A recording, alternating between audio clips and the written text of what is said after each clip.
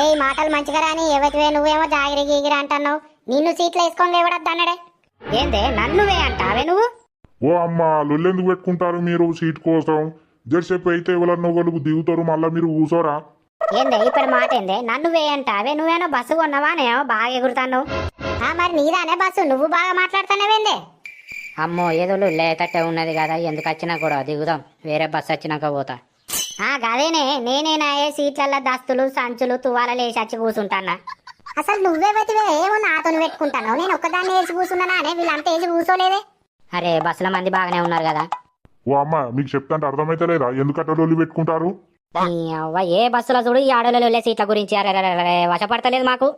ఏమన్నా కానీ ఇలా నేను ఇదే సీట్లో కూర్చుంటా, ఎంత లొల్లి అవుతుందో సుత్తా.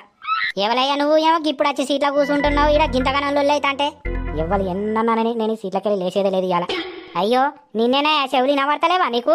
ఇప్పుడు వచ్చి టిక్కు టిక్ అని